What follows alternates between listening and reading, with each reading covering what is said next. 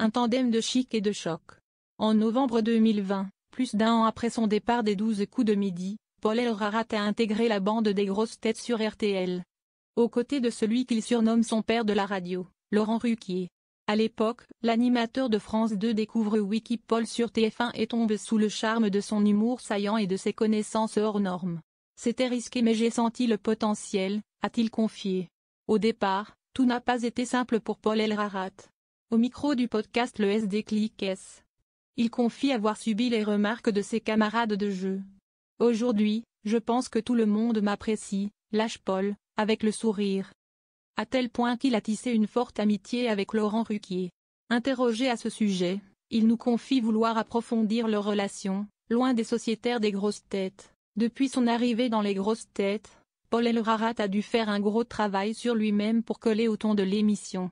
Ça m'arrive quand on est dans les loges, que Laure me dise à ce moment-là, il ne fallait pas dire ça, qu'il faut que j'arrive à me canaliser, explique l'ancien maître de midi, qui a remporté 692 522 € en 2019.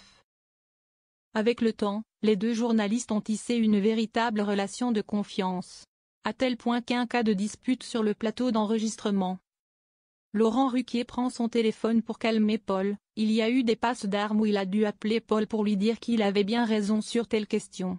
Sinon ça le contrarie beaucoup, explique Sophie, la maman de Paul. Interrogé sur son amitié avec Laurent Ruquier en dehors des enregistrements des grosses têtes, Paul Elrarat confie, « Il m'apprécie, je pense. Nous avons une relation de profonde amicalité. Juste, j'aimerais qu'il y ait des moments avec une discussion plus importante, plus profonde, où on se voit en dehors. Peut-être pour apprendre à mieux se connaître, au-delà d'un cadre où il y a plein de grosses têtes autour. On est toujours en colonie de vacances, explique Paul Elrarat, frustré. Il ajoute, ça serait intéressant de parler de sujets qui sortent des sentiers battus de la radio, pour mieux se comprendre aussi, que notre relation évolue.